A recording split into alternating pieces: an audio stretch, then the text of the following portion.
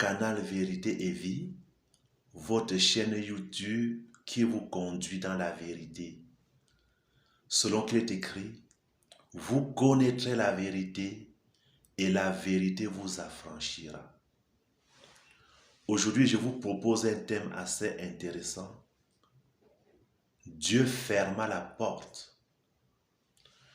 Je vais ramener à votre souvenir cette histoire très vieille, mais en même temps très actuelle, l'histoire de Noé.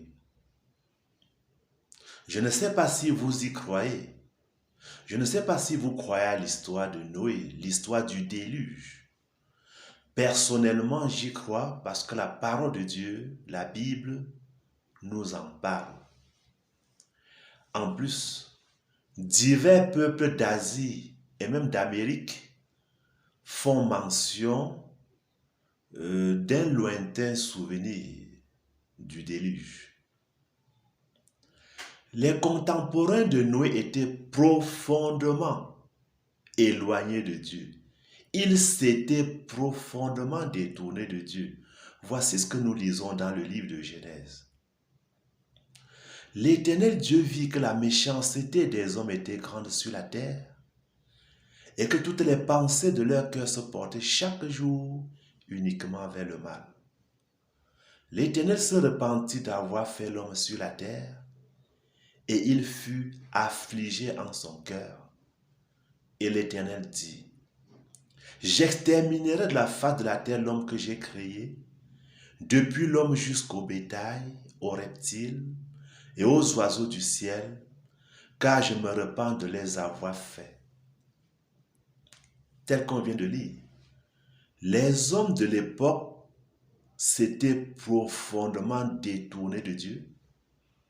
Ils vivaient dans une liberté totale, une indépendance totale de Dieu. Et comme résultat, le mal était ambiant, tel que nous venons de lire.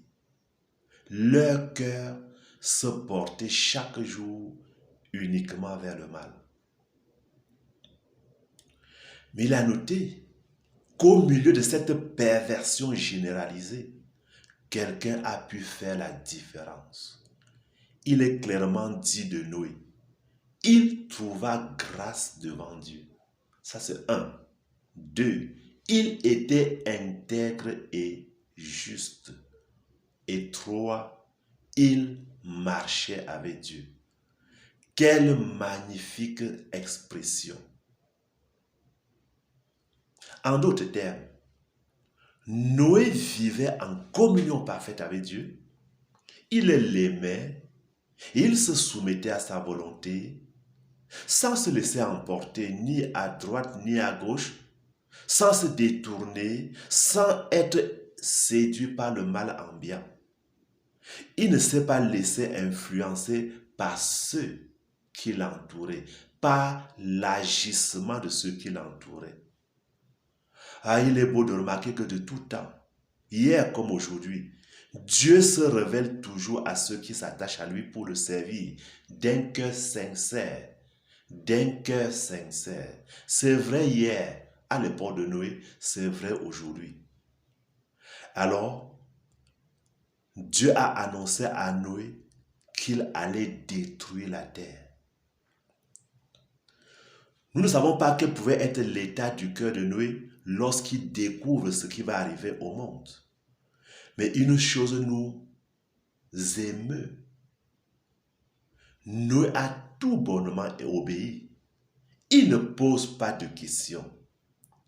Selon les recommandations du Seigneur, le voilà qui se met à construire en plein désert un gros navire qu'on va appeler l'arche de Noé.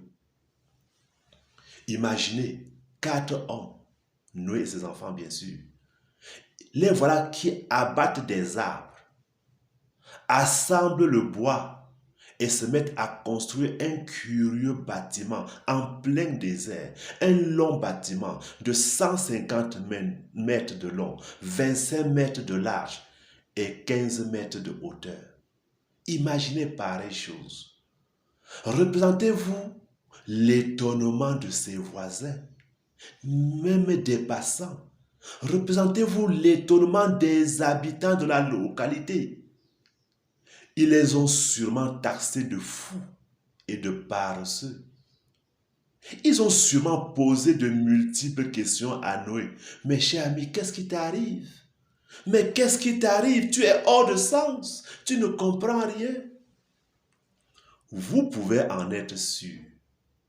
Noé a répondu en leur exposant la révélation qu'il a reçue de Dieu.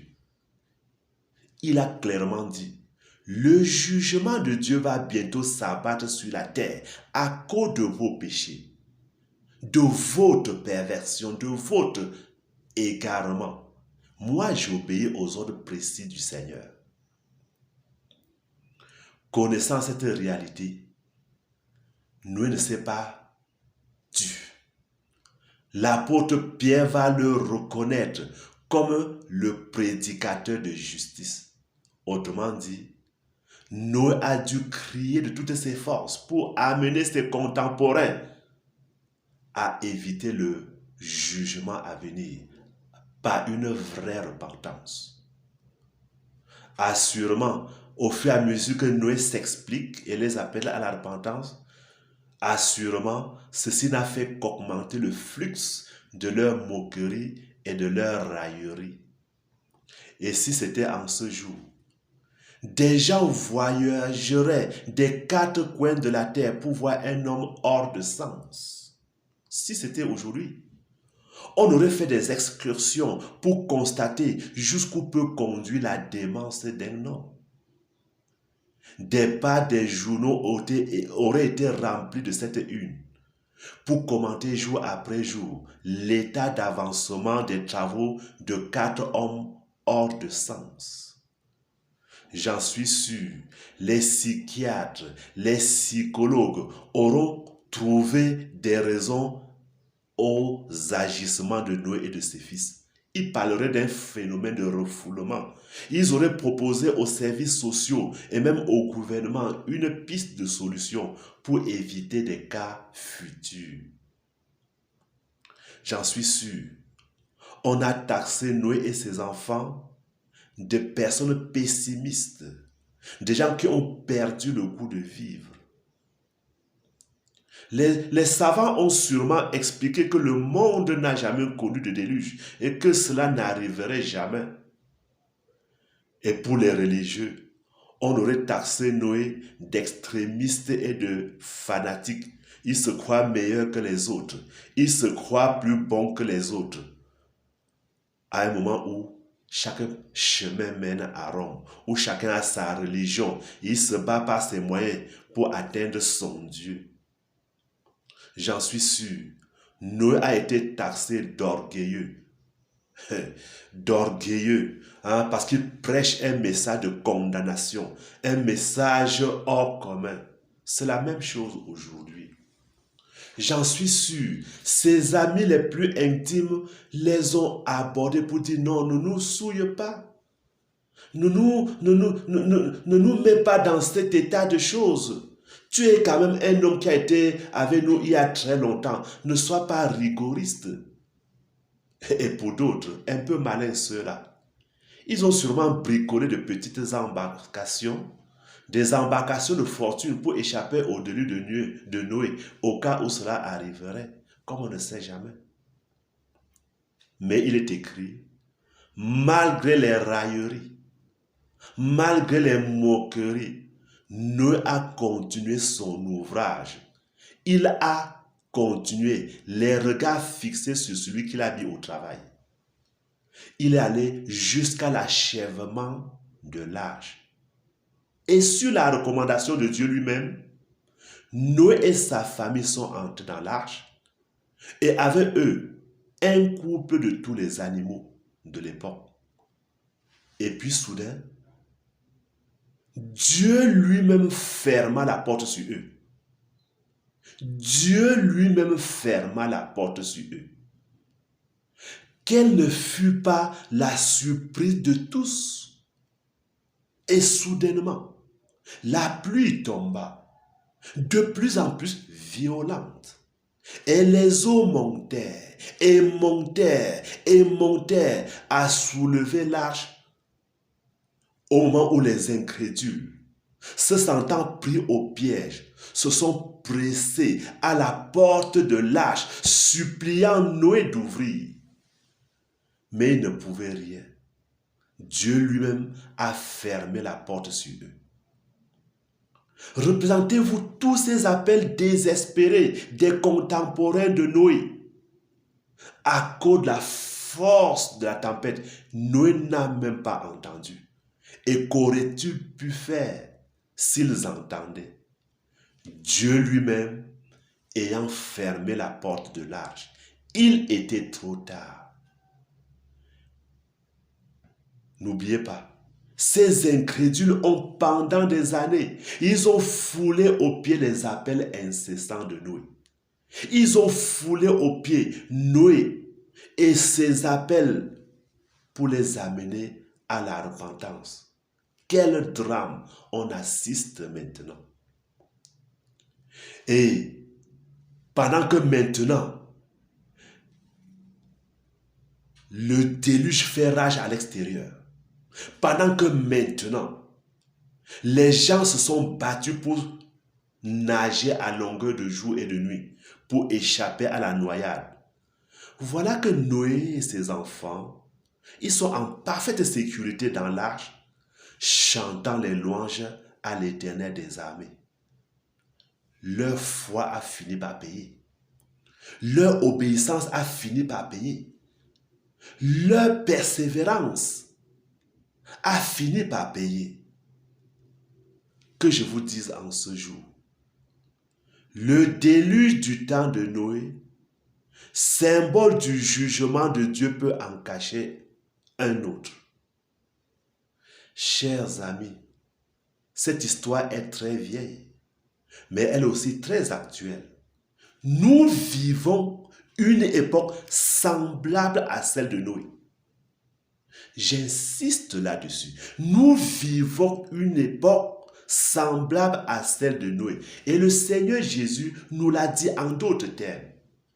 Écoutez ce qui est écrit. Ce qui arriva du temps de Noé arrivera de même au jour du Fils de l'homme. Les hommes mangeaient, buvaient, se mariaient et mariaient leurs enfants jusqu'au jour où Noé entra dans l'arche. Le déluge vint et les fils tous périrent. Ce qui arriva du temps de Lot arrivera pareillement.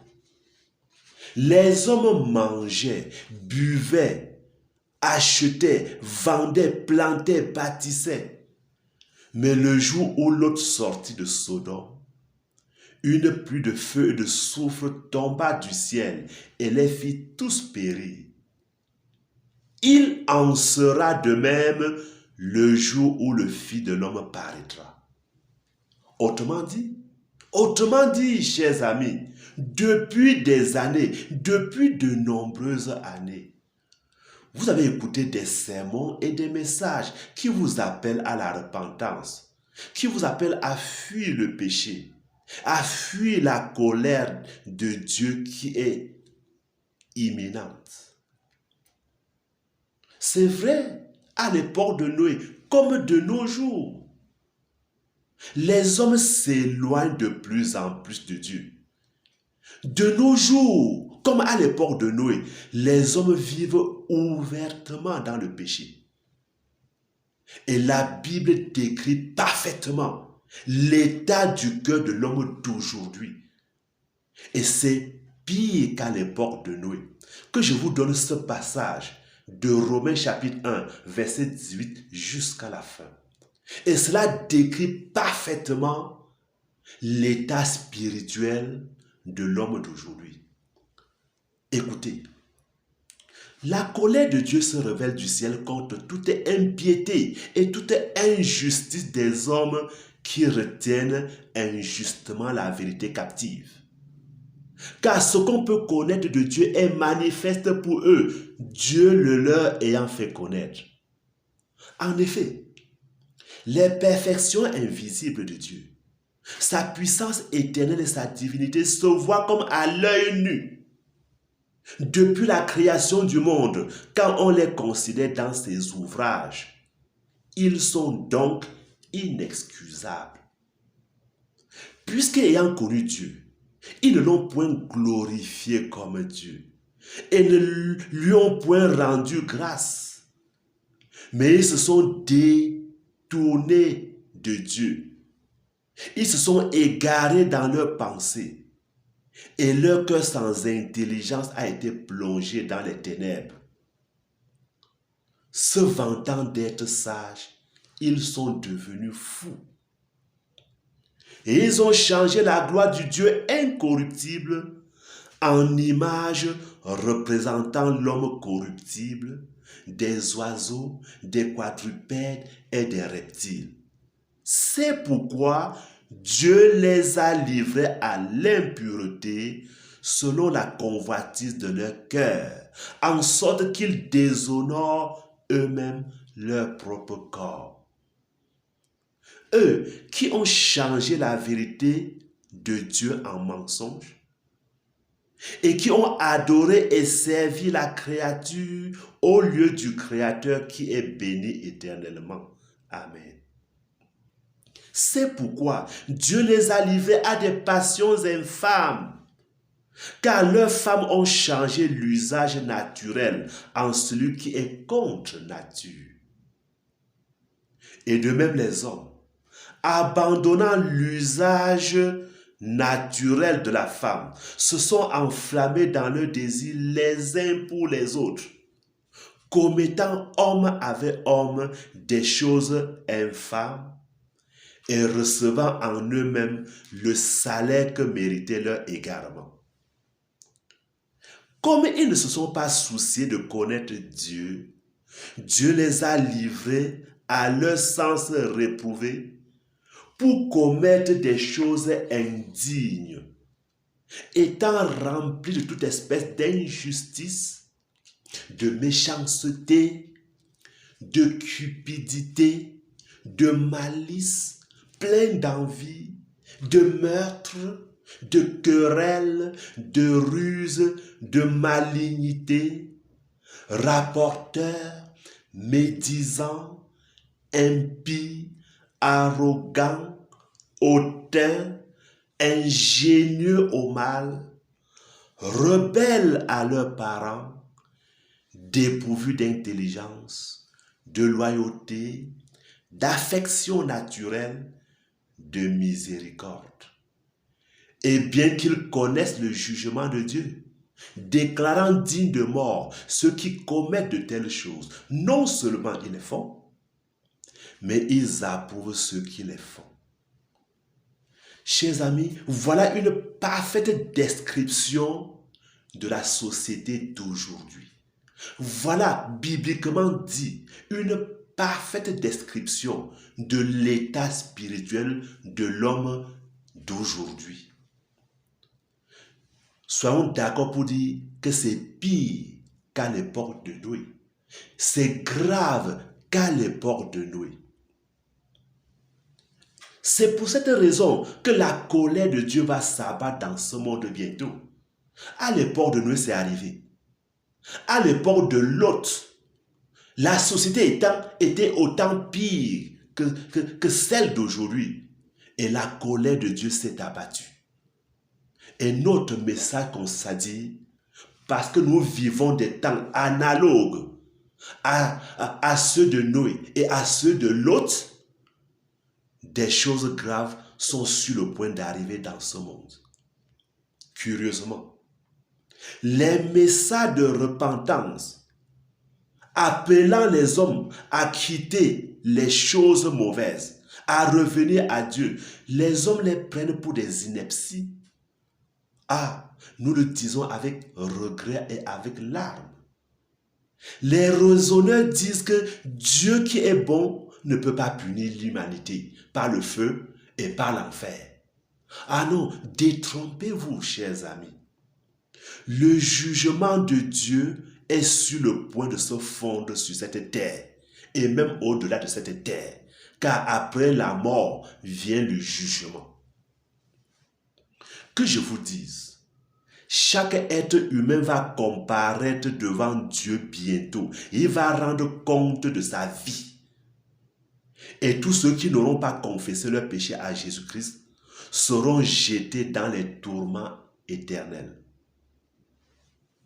Aujourd'hui, comme à l'époque de Noé, Dieu fait grâce à ceux qui se confient en lui.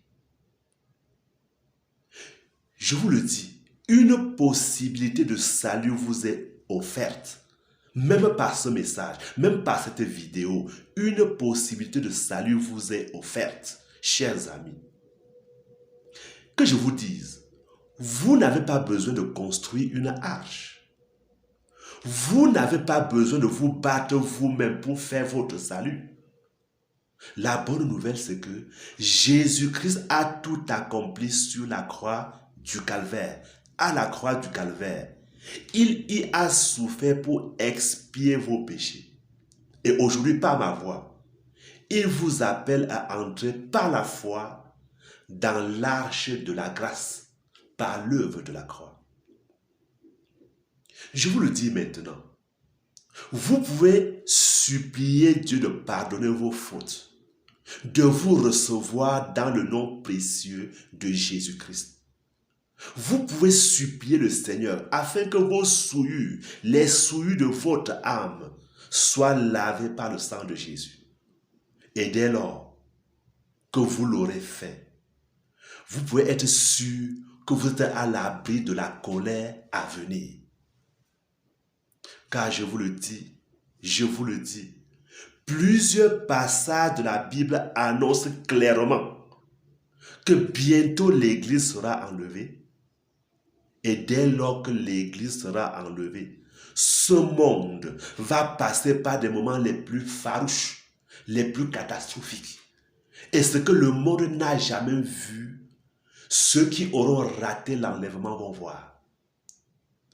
D'où notre message avec insistance, revenez au Seigneur. La Bible dit, quand le Seigneur paraîtra dans le ciel, accompagné d'une multitude d'anges, ceux qui se seront réfugiés dans l'arche de la grâce seront subitement enlevés dans les airs à la rencontre du Seigneur et ils vont demeurer pour toujours avec Dieu dans un lieu béni. Mais alors, ceux qui auront raté l'enlèvement vont passer par la catastrophe. Ils vont avoir en face d'eux un Dieu en colère. Ils vont encaisser le courroux d'un Seigneur qui hier était bon et qui maintenant devient le juge. Chers amis, ne vous laissez pas arrêter par les moqueries qui vous entourent lorsque vous écoutez pareil message. Ne vous laissez pas influencer par les incrédules dans votre service, à l'école, à l'université, au quartier. N'écoutez pas leurs messages qui vous déconnectent de la bonté du Seigneur. Et nous voulons vous dire, comme Noé, nous lançons au monde les avertissements que Dieu a donnés. Comme Jean-Baptiste, nous vous pressons de fuir la colère à venir.